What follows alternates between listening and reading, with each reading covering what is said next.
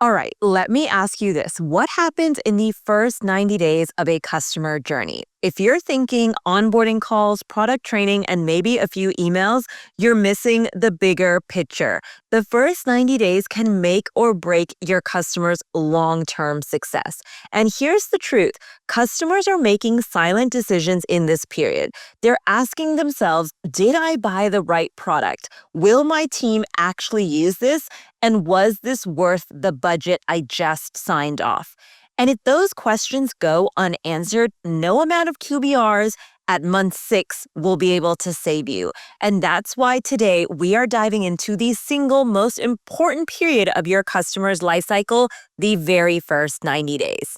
In this episode, I'm going to unpack why the first 90 days are the golden window for adoption, the biggest mistakes customer success managers and CS leaders make during this period, and my step-by-step playbook on how to drive adoption and outcomes quickly.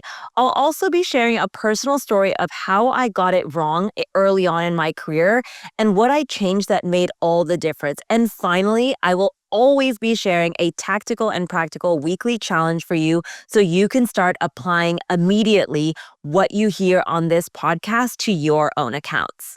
So if you're new here, hey, welcome. My name is Anika Zubair, and I'm your host of the Customer Success Pro podcast. Every week, I share frameworks and stories that help CS professionals like you become confident, strategic, and revenue-driving leaders. And hey, if you enjoy these episodes, why don't you hit that subscribe button so you'll never miss a new one? And why not leave me a review? It helps this podcast reach more people who want to level up in customer success. Hello, everyone. I'm your host, Anika Zubair, and welcome to the Customer Success Pro podcast, your go-to space for real talk, expert advice, and actionable insights in the world of customer success. I'm a CS executive leader, award-winning strategist, CS coach, and customer success fanatic. I help CSMs and CS leaders build the skills and the confidence to become revenue-driving pros and scale world-class CS teams. So whether you're brand new to CS or a seasoned leader, this podcast is here to support your growth. Because customer success isn't a destination, it's a journey. And I'm here to be your guide and navigate every step of your journey. So join me every Wednesday where you'll get fresh CS tips, tricks, and strategies you can actually use. Some weeks I'll share my own insights and best practices from working in CS over the last 13 years. And once a month, I'll bring on expert guests to dive into the most relevant and pressing topics in customer success today. So if you're ready to level up, hit subscribe on Apple Podcasts, Spotify, or wherever you tune in, and let's make your CS journey a little bit easier together.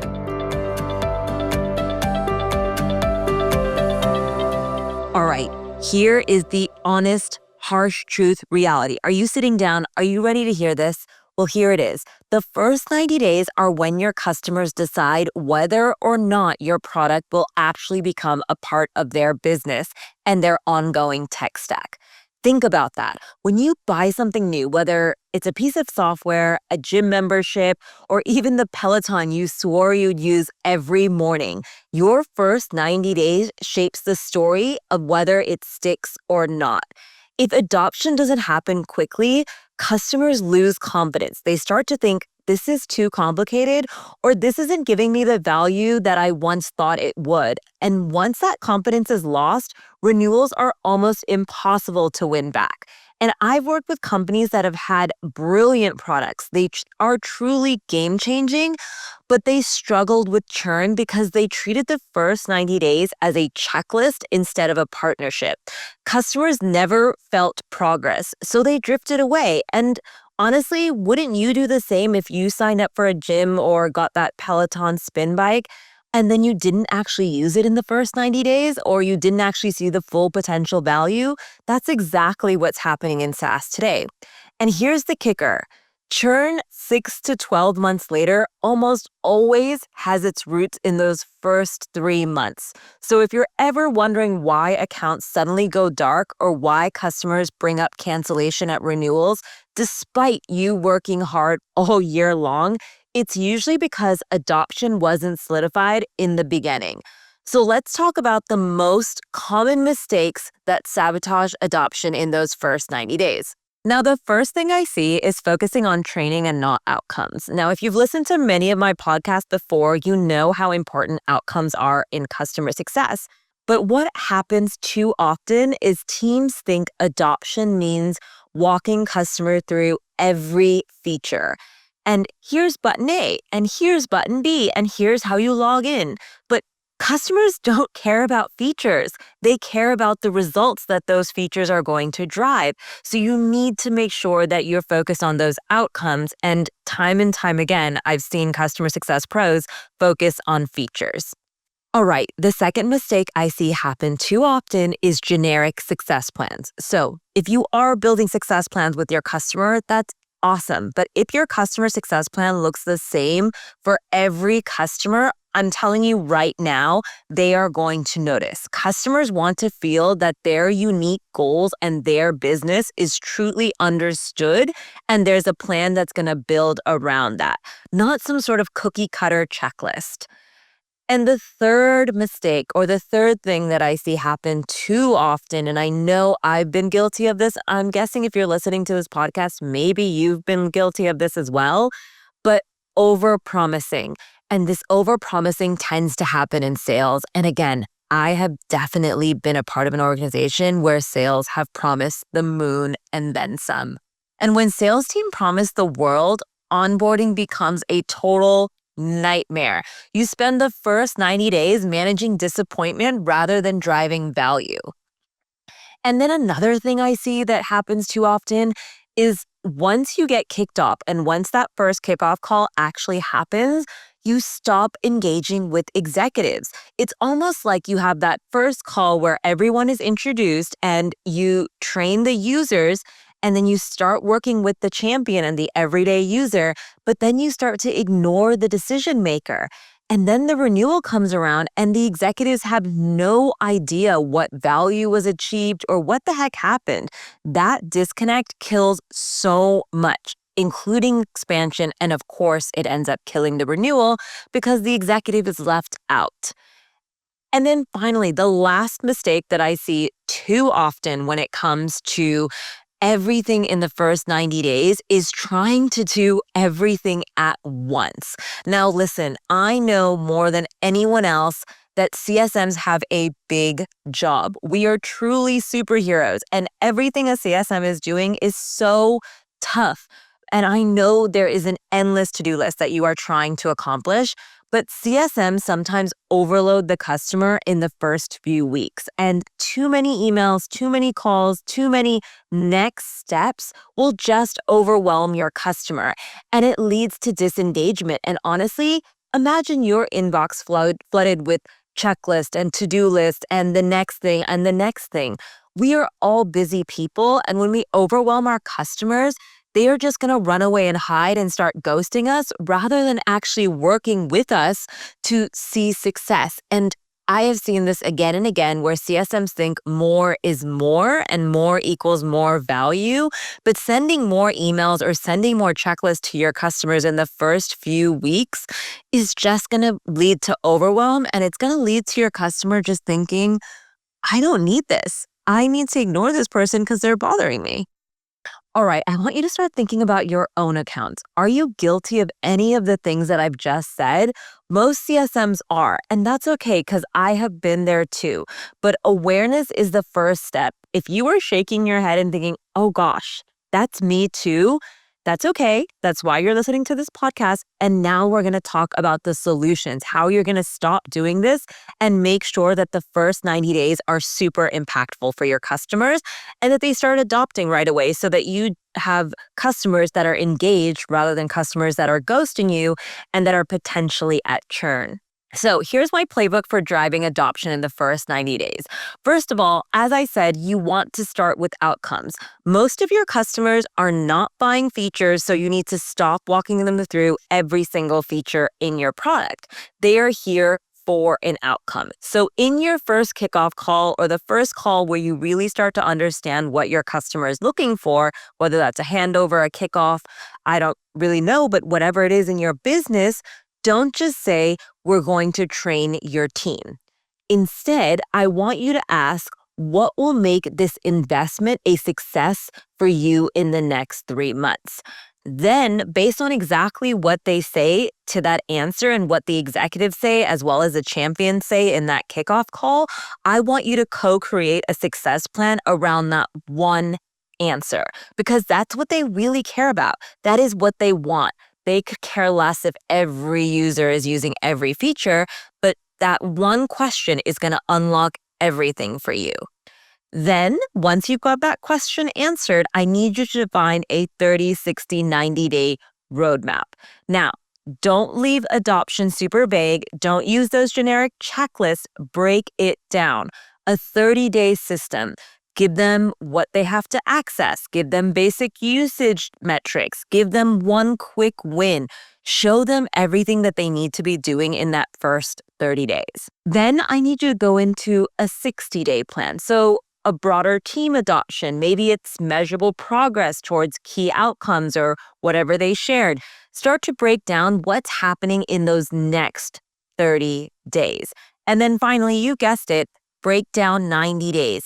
At 90 days, make sure there's executive alignment and that there's proof of ROI, by the way. If you don't have proof of ROI in the first 90 days, you're in big trouble. But this is where I want to make sure that if you've been working with your champion or your daily user of your product, at the 90-day mark or even between the 60 to 90-day mark, I need you to start critically thinking about what is the ROI here? How has this customer been using my product? And how am I able to prove ROI at this point? So you need to start to create those wins and share them. Now, diving deeper into quick wins, because that is a game changer, especially in the beginning, you want to make sure you're documenting any and all of these quick wins in a success plan. Again, I don't care how or when or whichever way you build it out, but I want to make sure quick wins are easily visible to not only your champions and the people using your product every single day. I need you to make sure you're looping in those executives. So quick wins really build a lot of momentum and excitement. And the thing is, your customer just bought tens of thousands of dollars of software potentially with you, if not hundreds of thousands if you have true enterprise. And they were super excited to do it. They had been budgeting, they were really excited, and there's this momentum that happens in onboarding, and you want to make sure that you have continuous quick wins to continue to build that momentum. And maybe it's automating a painful manual report in week 1, or maybe it's cutting a task from 2 hours to 10 minutes. They might seem small to you, by the way, and these little wins might not seem like anything, but these small wins, when you make them visible, will create, first of all, champions really quickly, but this will create that level of engagement that you want to have with your executives. Your executives want to see the output. They want to understand what is this software doing for us and how is it helping us reach our goals. These quick wins might not seem like anything to you, but I'm telling you, after that 90 days and after you start recording all of them, you're going to realize, wow, all of these quick wins are going to make renewals easier, but are also going to make my ROI storytelling that much easier as well.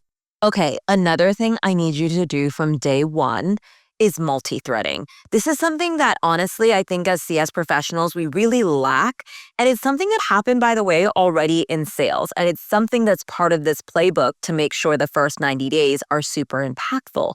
Now, your AE or salesperson actually did tons of multi-threading. They had to probably get multiple people to review a contract, to sign off on it, to get the budget, to really get buy-in. And the thing is, we tend to drop this in customer success. And I know I've been guilty of it as well, but I want you to remember that multi-threading is the key to show value in the first 90 days and the key to your renewal being a no-brainer. And we do this in the kickoff call and maybe in the first few weeks, but then we let things drop off. And I don't want you to just talk the day-to-day with the users. It's so common and it's super natural, by the way. You start working with a champion, you start building that trust, and that champion ends up loving you, and you just work naturally with maybe 1 or 2 people. But I need you to schedule executive alignment early, okay?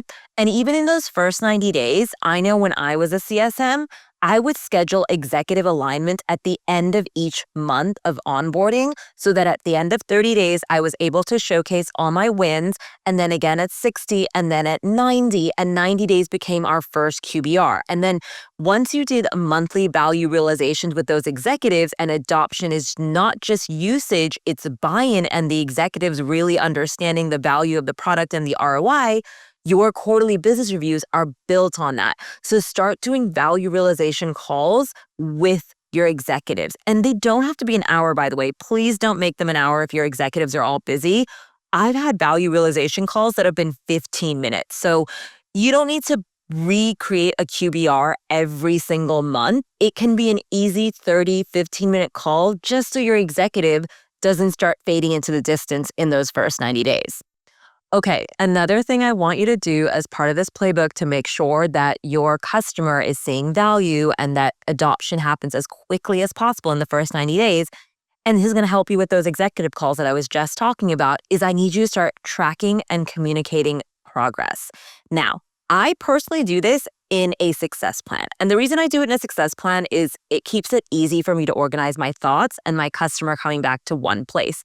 However you decide to do it, just do it. Like, make sure you are tracking progress. You want to show adoption metrics and tie them to a goal. Remember that question you asked at that kickoff call? That one that, how are they going to see this as a positive investment? I want you to make sure that you tie every adoption metric back to that one goal. This is where the critical thinking in customer success really comes into play. This is not your product, by the way. I know a lot of times CSMs that I work with tell me, well, my product isn't going to tell me an ROI.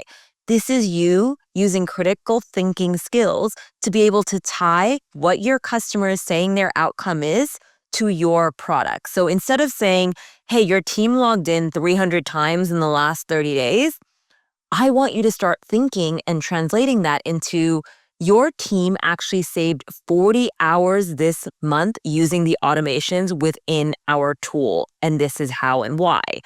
Using that sort of language and showcasing those kind of wins to your executives is what's going to keep them coming back to every quarterly business review, and what's going to keep that excitement and momentum going as you drive adoption throughout the first 90 days. Now, another step in my playbook is making sure you celebrate milestones. Here's what I see happen way too often, by the way. And I know we're super busy in customer success and we love to do this. We love to glaze over the wins. But whenever your customers hit usage or they hit an outcome milestone, or maybe they've actually started seeing ROI way sooner than you calculated in your 30, 60, or 90-day plan, I want you to just send a note. Okay? That's the email. That's all it is. Send a celebratory note to your executives and the champions and share that success story. I need you to start to recognize how all of this new behavior is leading to them getting to their outcomes that much faster. Now, that is my exact framework, by the way. It is step by step of exactly what you need to be doing in order to start to really show value and make sure your customers are adopting your product as quickly as possible in the first 90 days. This framework is going to shift you from reactive onboarding with boring checklists to proactive adoption. And when this is done consistently, it's going to create customers who stick, who want to renew and expand with you, and they're going to be so much easier to have a conversation with because you're actually showing value right away. So I just want to quickly jump into this episode, and I want to pause and share something important. RevUp Academy doors are officially open for enrollment. Now, this is back due to popular demand, and this is the last time that you can actually join RevUp Academy in 2025. RevUp Academy is my 6-week coaching program designed to help customer success managers become confident, revenue-generating, strategic professionals. We cover everything from proving impact to leading strategic conversations and driving expansions. So if you've been waiting for the right moment to invest in yourself, this is it. The next time doors are opening is in 2026. So if you want to invest in yourself and you want to level up as a customer success pro, enrollment closes on September 17th. And after that, doors are not reopening until 2026. So if you want to really level up and become that strategic customer success manager, then head over to thecustomersuccesspro.com/rev up and save your spot before it's too late. Again, that's thecustomersuccesspro.com/rev up. I look forward to seeing you inside the academy. Now back to our episode. All right, let me share a little bit of a personal story. And the reason I share personal stories on this podcast is because I want you to understand that I have been there too. I have truly been in the trenches. I have been part of customer success teams and led CS teams where it has been tricky and difficult, but it is possible to come out on the other side. And early on in my career, I was leading onboarding as well as customer success and support. So part of the customer success team was all three functions. And within my onboarding team, it was a SaaS tool, and I thought adoption meant running customers through every single training module. Heck, I built those training modules. I was like, if our customers actually do every single training module, they will see results. And week after week after week, I myself and my team covered features, and we covered one module to the next, and it was so rigid. I remember module 1, then module 2, then module 2, and then module 3. And if you finish 3 early, then we can only move on to 4, but you can't skip to 5 until you do 4. And honestly, all of that looked great on paper. My executives loved it because you know why? Every box was checked.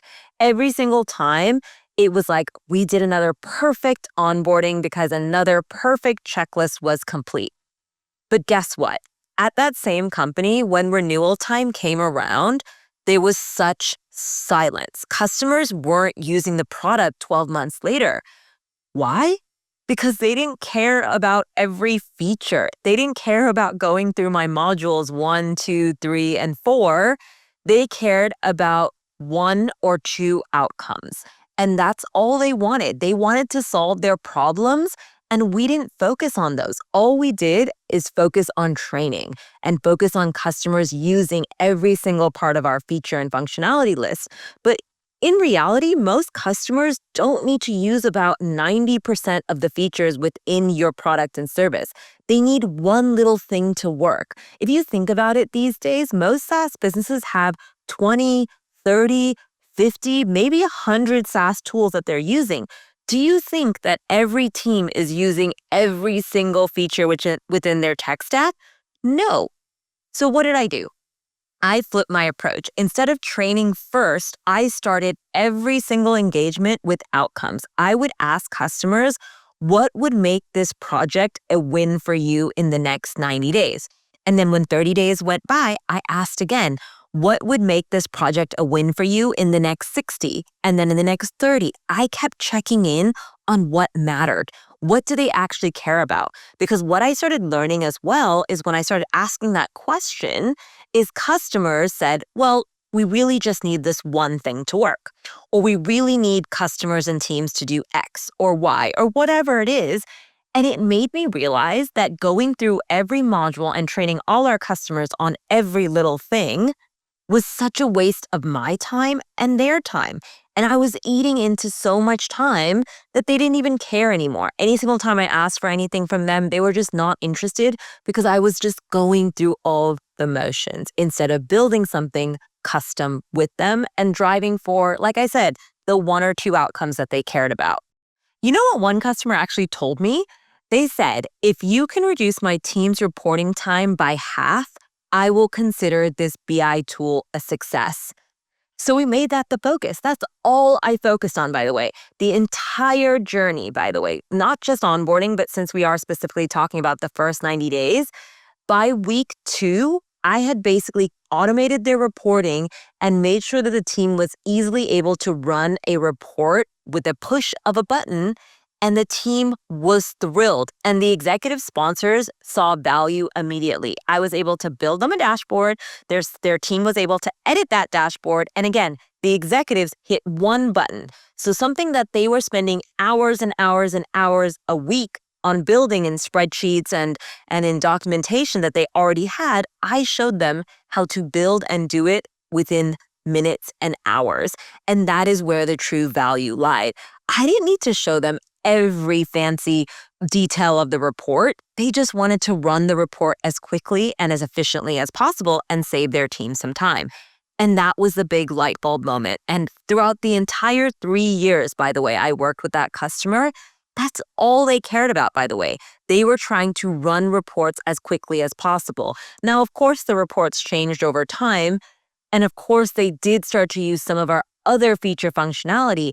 But the main core reason the sponsors and the executive buyers wanted was saving time. They wanted to save time and they wanted to make sure that their team was getting accurate data as quickly as possible. And that's where I want to remind you is that not every feature is going to matter to your customers, but what does matter to your customers is the outcome of those features that matter. And that account that I was working with not only renewed, by the way, because they were seeing value, they expanded multiple times within the 3 years that I worked with them because they saw the value. They were like, wow, everything Anika was showing us, everything that our team was doing was saving us so much time that the further investment that they made in our software and our BI tool, they were like, this is obviously going to keep saving us more and more time and giving us more and more accurate data reports that they were just bought in. So any single time that there was a new feature that I was showing them that helped them build more reports, that got them more results quicker, they were bought in. And again, all I did was focus on that one outcome with them. So here's one thing I want to share with you as well. And I love doing this with my coaching clients and anyone in Rev Up Academy as well, is I'd like to tell all the CSMs that I work with, teaching customers adoption is like teaching someone to drive. You don't start by explaining the mechanics of an engine. You show them how to turn the key, press the pedal, and actually start moving forward. Once they feel the forward movement and that progress, they're going to feel motivated to do more or to learn more. Then they're going to be like, okay, so how do I turn? How do I indicate right? How do I turn on the radio? All of those, by the way, are those additional features within your actual software. But if you don't actually turn on the car and get your customer going and get your customer using the software for the one reason that they bought it, they're never going to look at all the extra functionality. So just get your customer to actually start and get them focused on that first outcome, and you'll be so surprised at how many more feature functionality they're going to be interested in. All right, we're at the favorite part of my solo podcast episodes, which is your weekly challenge, because I'm a tactical and practical coach and I want to leave you with something to do today. So what I want you to do is I want you to take one of your current customers and I want you to map out their first 90 days. Write it down, okay? You know, if you've been listening to my podcast for a while, you know how much I love writing things down. So do not type this out. Do not put it in a CRM. Do not put it into a spreadsheet. And God forbid, do not put it on a PowerPoint slide deck, okay? Nope. I want you to physically write down 90 days, okay? What happens in the first 30, the first 60, and the first 90? What's the outcome that you're helping them achieve? What quick win can you deliver in week 1, week 2, week 3, et cetera, et cetera? And then how are you going to multi-thread across users and executives? I need you to start writing all of these things down. And also don't forget, what are you going to actually measure and celebrate at day 30, 60, and 90. I need you to write all of these things out. Again, just pick one account and apply this framework, and you'll be amazed at how quickly your relationship with that one account changes. And the reason I want you to write it down and the reason I want you to start with one is because once you do it with one, you will realize how natural it is to do it with the next customer you onboard and the next and the next. But you've got to break the cycle. And breaking the cycle, the easiest way to do that is by actually writing it down and then going and putting it in practice. So I hope you enjoyed this episode. And if this episode helped you rethink customer adoption, do me a favor, share it with a colleague who's working on onboarding right now. And if you haven't already hit subscribe, Please do, because it means the world to me. Did you know there's actually over 3,000 of you that listen to my podcast every month, but there's only 500 of you that are actually subscribed. So please go ahead and hit that subscribe button so you never miss a future episode. Oh, and remember, RevUp Academy is currently open for enrollment until September 17th. This is your last chance to join in 2025. So if you really want to level up, if you want to help your customers reach those outcomes that we talked about in this podcast, and if you want to be that strategic customer success manager, go ahead and head over to the customersuccesspro.com/rev up to sign up before doors close. And I hope to catch you in our next episode next week. Thanks for tuning in to the Customer Success Pro podcast. I hope you picked up something valuable to take back to your team. If you enjoyed this episode, it would mean the world to me if you took just 10 seconds to leave a review on Apple or Spotify. It helps more CS pros like yourself discover the show. And creating new episodes takes a lot of work, so leaving a nice review keeps me motivated to keep creating. And don't forget to hit subscribe on Apple, Spotify, YouTube, or wherever you listen to podcast episodes. I drop a new episode every Wednesday packed with practical tips. And if you've got a topic you'd love for me to cover or want to be a guest on my show, send me a message. All the details are in the show notes. I'd love to hear from you. And hey, if this episode helped you, share it with a fellow CSM or CS leader. Remember, sharing is caring. Cheers to your CS journey, and I'll catch you next week for our next episode.